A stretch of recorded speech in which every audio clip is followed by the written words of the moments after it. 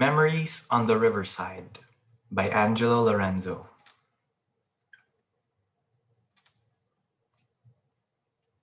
People leave, Joaquin thought as he gazed at the river.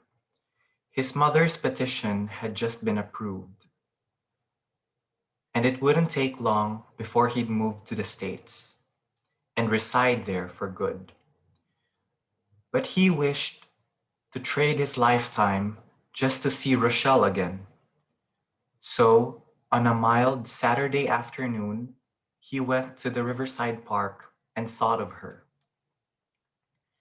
Maintained by the convent of the cathedral behind it, the riverside was carpeted with lush-trimmed Bermuda grass. Two golden trumpet trees stood at opposite distances on each side of the stone bench where he sat. As warm breeze breathed through the late afternoon, yellow petals fell from their twisted branches, speckling the grass like mosaic on green canvas. The sun glowed faintly in the blue sky, its fading rays glittering over the river's surface. Joaquin knew that this would be a perfect moment for Rochelle.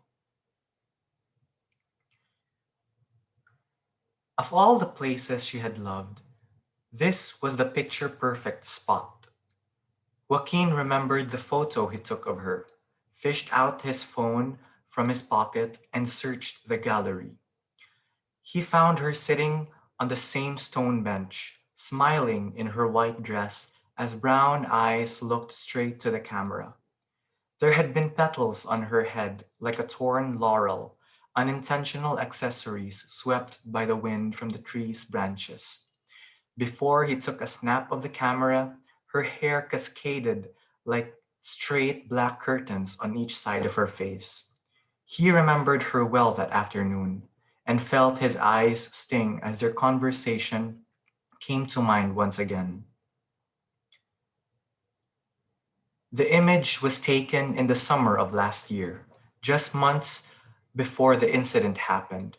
The Riverside Park may have been a picture perfect spot for her, but for Joaquin, it was a landmark that fortified his fateful decision. I don't think America is for me, he had said. But what about your mother's petition? The smile had faded from her face. She had sat beside him on the stone bench. What am I gonna do there? He had never thought about how his degree and license would get him a job in a place foreign to him. If America had its own engineers, why should they hire him? He'd have to start from scratch. And what use would his education be if he couldn't practice it there? Besides, I'm here with you. He had held her hand. It was soft against his touch. He had no plans to leave the Philippines, most especially when a future with Rochelle was most likely. They had met in college as classmates in a world literature class during their sophomore year. Because similar classes for engineering students had been full that semester, he had no choice but to take one for English majors. Literature had not been of particular importance to his studies, and he was not as much of a reader as she. So when their professor required a weekly book report on the classics, he had sought the assistance of Rochelle, who had been seated beside him to help him choose which books were worth reading and reporting. That was when he had been introduced to Dickens, Tolstoy, Hugo, and Orwell. Library sessions led to dates and led to a relationship. All happy families are alike. Each unhappy family is unhappy in its own way. He remembered her quoting Tolstoy, taken from his seminal novel Anna Karenina. After years of being apart, don't you think it's about time to reunite with your mother and live with her again? Does it have to be America? He asked. She has a career over there, she said. But what about us? Their 2-year relationship had made him believe that she was the one. He had planned on telling his mother about his decision when she returned for his graduation. But in December last year, the river, the same river he was gazing at now, had changed its course. He remembered that evening, when the sky wept and smashed its tears over the defenseless city. The wind had raged to bursting thunder as lightning rippled in radiant flashes across thick black clouds. They had been on their way home from school, huddled in a jeepney, before getting off at the sidewalk. Rochelle's house belonged to a neighborhood that lay close to the riverbank. Hand in hand, they had trodden a slippery path between drenched houses before they reached the front garden of her house. He held the umbrella handle just as he had held her hand, secure and gentle. Are you sure you'll be okay tonight? I'm home now, she said. Her cheeks had been slightly beaded with raindrops, accumulating over her brown skin before cascading like tears. I should ask you that. Maybe you should stay with us in the meantime before the storm stops. Mama's cooking rice porridge and it'll warm you up, she said.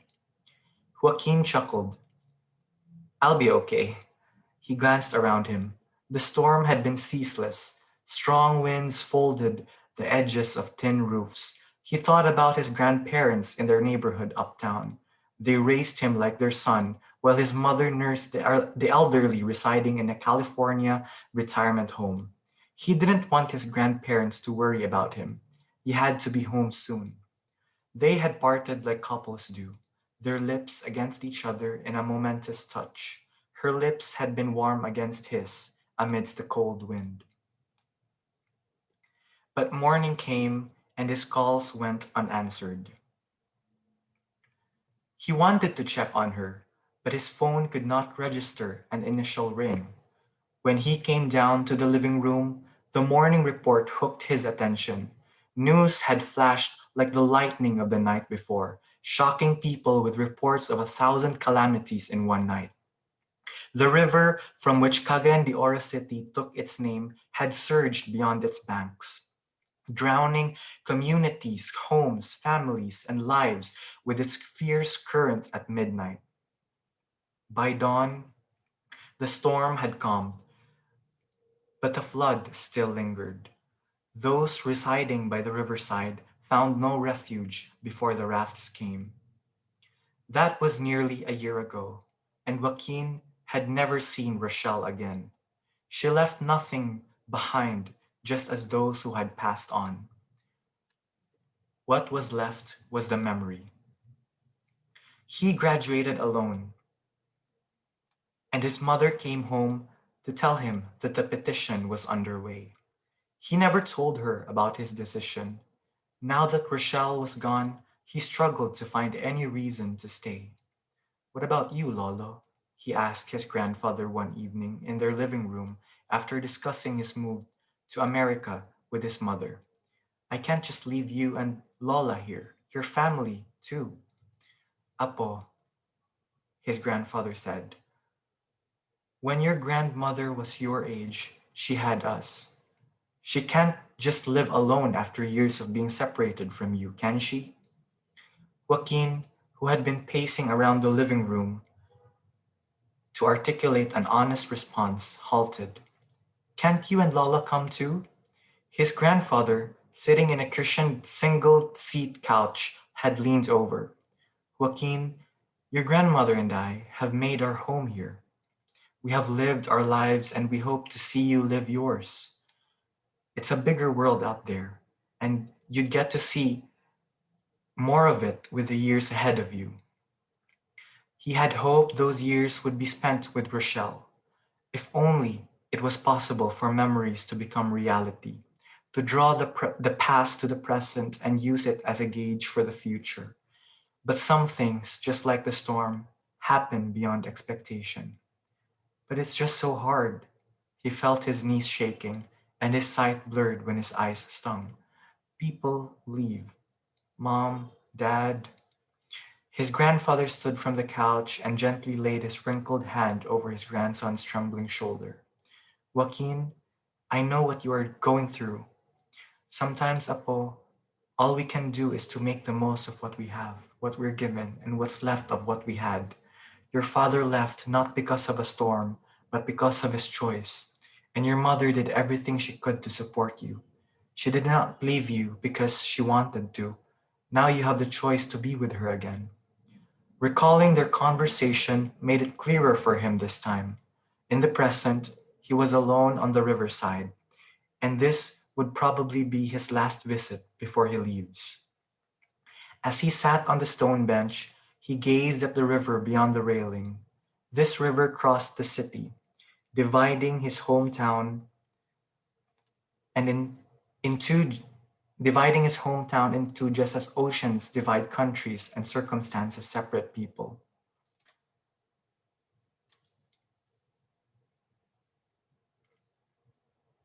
He got up, walked towards the bar, walked towards the railing, and leaned over the steel bar, rusted with age. A warm breeze whispered over the water once again, and his black hair fluttered. He trailed his eyes over the river's course. It passed beneath a bridge, along communities that had been evacuated since the storm, flowing towards the city and the sea beyond, where space was limitless. Rochelle did not choose to leave him. The storm happened, and then she was gone. But recalling her words, he knew she wanted what was best for him. He was about to enter a new phase, and although she was not here to share it with him, he would keep her in his memory forever. He gazed at the rose in his hand. Its petals were as white as her dress in that picture he had taken long ago. Wherever she might be, she always had a place in his heart. He kissed the tip of the rose gently, just like the momentous touch shared between couples briefly leaving each other. Then he let go and watched the white petals fall to the river below. It landed on the clear surface, just at the edge of the bank, sending ripples that marred the reflection of the sun and the blue sky above. It floated on its course. Wherever it led to, Joaquin could not know, but whom it was for, he'd always know by name. The afternoon sun stretched its rays before descending behind the gathering clouds, its glare as vivid as the memory of Rochelle.